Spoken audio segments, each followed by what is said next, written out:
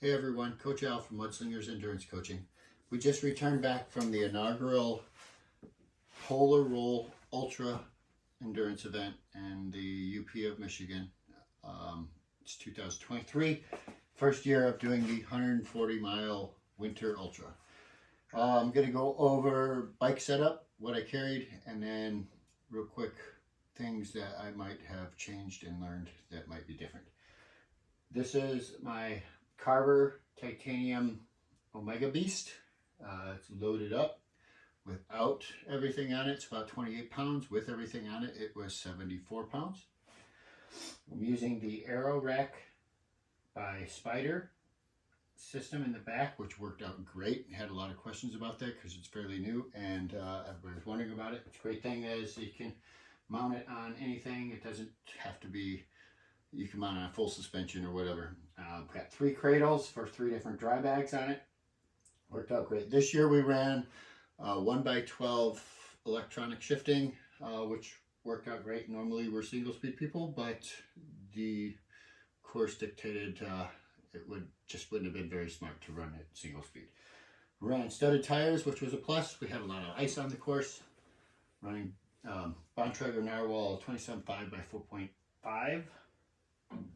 And that's the gist of it. Our bags are made by Dispersed Bike Packing, sorry. A great company, very light bags. They worked out awesome. And I used the Relevant Design Pogies, the Ultra Winter Pogies. They worked pretty good. I'll go over my bike setup real quick. The Pogies, inside the Pogies I had hand warmers, most of which are gone now, but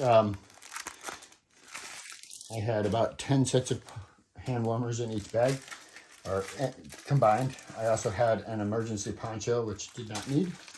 We had to finish the event with 1 set of hand warmers still unused, and that's that. We started the race with this Outer U nose hat. It was pretty awesome. Kristen found them. It just kind of goes over your face, keeps your nose protected from frostbite. Worked really well, kept the goggles from fogging up too. In my top tube bag, I carried basic, it's a total mess afterwards, as it usually is. I had some gum, medications, like ibuprofen. I have some lidocaine infused cream for, butt protection. Some dermatome for frostbite protection. And then just some odds and ends, cough drops. I got some ibuprofen, a bunch of wrappers. This is also where I kept my whistle, which was a mandatory piece of equipment. It's also where I kept my phone and my wallet the whole time. I kept a hand warmer in there so that the phone didn't get too cold and stop working. I have 2 feed bags, which I'm not usually a big fan of feed bags. Kristen talked me into these, putting these on for the event. And one all I did is I kept a whole bunch of 5-hour energies and a hand warmer to keep them from freezing, although that eventually stopped working and they froze. And then the other one I used, have these store-bought peanut butter and jelly energy balls, which were pretty good. Up front, this is my electronics bag. I had spare batteries, spare lights, batteries for the regular lights. I had a headlamp. I had spare batteries for my electronic shifting, of which I used none.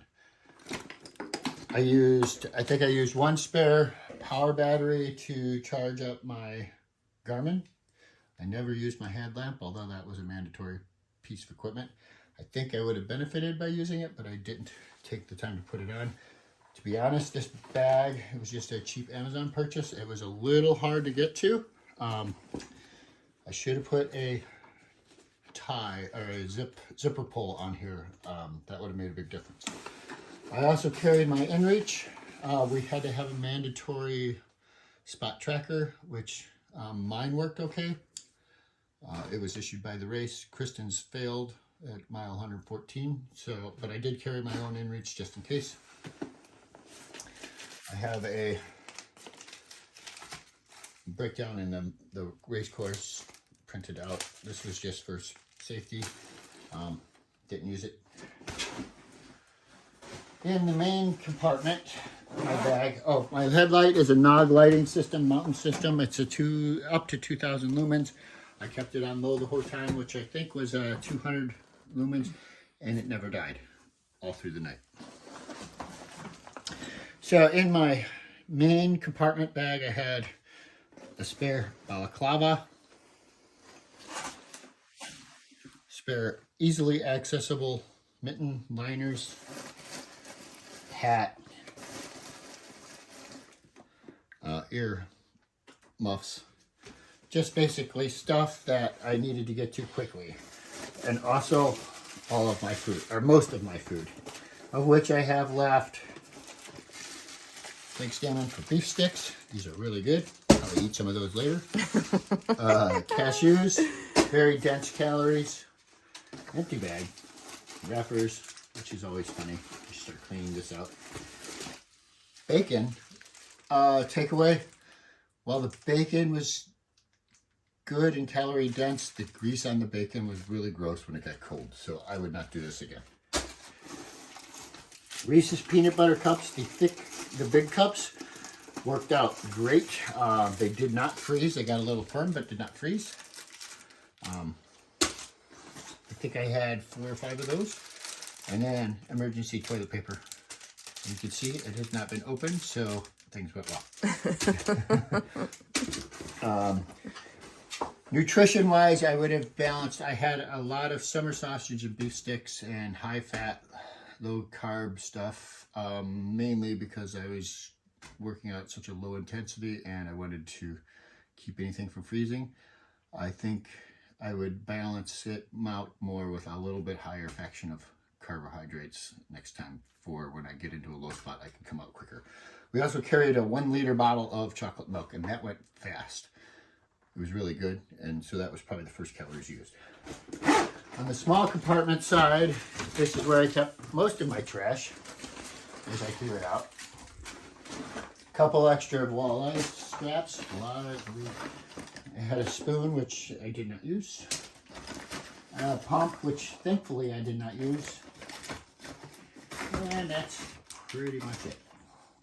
We were lucky enough not to have any mechanical misfunctions.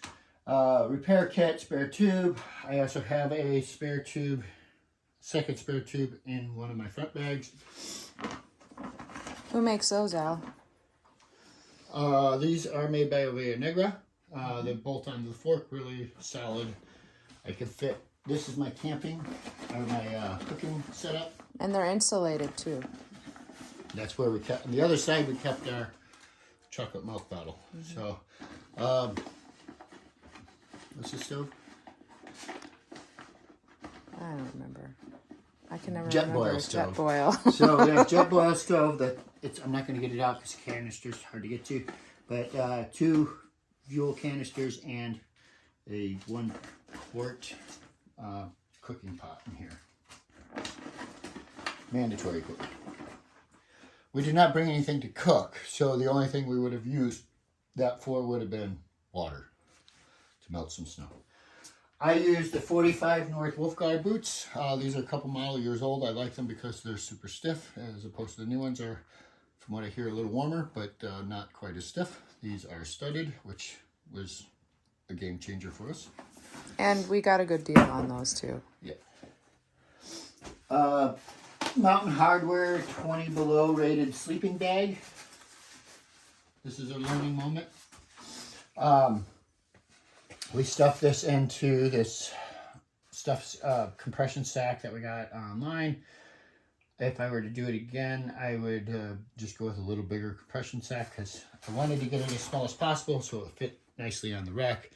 But it became a situation where we didn't want to take it out of the bag because it was so hard to get back in. Everything was held down by volet straps. They were awesome for everything. In my side bags here, I had, this side was clothing.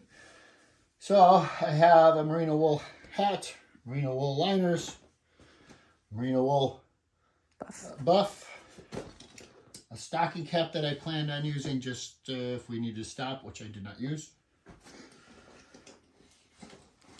These were on the bike. We had to have flashing lights front and back. These were just a cheap Amazon purchase, and they last the whole time. So can't beat that. Almost 34 hours, folks. Yeah. I brought a change of shorts, so I started with like knicker length shorts, and then I went to the shorts. Changed those about halfway through. I use these seal skin socks, courtesy of our friend Jeanette. I liked them a lot, but I did change them out halfway through just to get dry stuff. A spare buff. I did not use this one. Spare merino wool shirt, t-shirt. I did change that. My mittens. These are some cross-country ski mittens made by Toko. They're great, except they've lost their waterproofness years ago, and I paid for that. That was a bummer. I also have my emergency calories. We had to finish the race with carrying 3,000 calories, so in case something went bad, Kristen was able to find the creamy Reese's peanut butter at 3,040 calories. And from what I could tell, just about everybody carried a jar of peanut butter as emergency calories. This side, simple. This is my sleep setup. I had an air inflatable mattress, which was required, and a one-person tent. If I were to do it again, I would get rid of the tent and just get a regular bivvy. So, just for the ease of setting it up. I think we were, because of the challenges of setting up a tent and everything in the cold, we were less likely to do it. All right, I used a Camelback. This is the, I don't know what the model is, Zoid 3 liter. Well, I thought it was a 2 liter. I think it's 3 liter capacity, but Okay, it's, yeah, 2 liter the water. cool part about this one is it's got an insulated tube, insulated housing for the tube, but still was not enough to keep it from freezing, so I had to put hot packs in it to keep it from freezing. And that's because you wore it on the outside. I did wear it on the outside for part of the race. It works best if you blow the air out, blow back into the hose so you get the water out of the line, and then lock it closed. If I managed my Camelback appropriately, it wasn't too bad. This is where my second tube is. It's in here. Helmet was just a Smith helmet. I used the Tifosi glasses for they're the transitioning or the photochromatic glasses, which I normally love, but because of all the snow cover, they stayed super dark and wouldn't transition out of dark, which made it so I couldn't wear them. So I rode probably 70% of the race without glasses, including the time in a blizzard. So that did not work very well. I would just go with clear next time. Coats, I bought this the night before the race, you know, because that's the smart thing to do. But it worked out great. What is this brand? It's on the front. I can't even read it. It's Liat. Bought it at the local shop that was hosting the registration pickup. It was great. I had no problems with it. It's pretty waterproof. It kept the snow from penetrating into my underlayers. Very breathable. No regrets.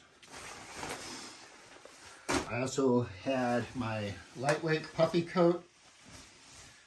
I didn't use it a lot, but when I did, I just basically threw it over the top of everything when I get cold. So this went right over the top of all the other layers. This thing's seen better days, as you can see. I used my beloved Surly merino wool sweater. I love the jacket. I think it's a little too thick for what I had going on. I was sweaty most of the time, which then made me cold. Last, I had a spare set of wool socks, just ski socks that I used. Changed out them at a drying station. Had some silk base layer socks. This is the merino wool shorts I used. We had a required reflective vesting or piping t-shirt, and then last I used Bontrager's 45 or Bontrager's Old Man Winter pants. No complaints, other than the crotch is ripping out, which That kind of sucks because they're brand new. yeah, fixable though. Yeah. So my takeaways, I really feel like I used most things. I did bring some goggles. They did not, well, everything fogged up when I tried to use them. My takeaways, I would, like I said, I would pack my tent looser so I could use my sleep setup more easily if I needed to. Your sleeping bag looser. The sleeping Yes. bag, and then having a better, easier, better more biddy. accessible and easier to use sleep setup. Mm-hmm. More carbohydrate calories. I know Kristen wants me to say no Camelback. I'm not 100% sure on that yet. I can see how the Camelback got me extra sweaty, but I'm just not convinced I have room to put it on more water on my bike. But as hard as it was, and we hit some really dark points, I think I'd do it again. It was pretty challenging, by far the hardest race we've ever done, but gotta be prepared. Nice.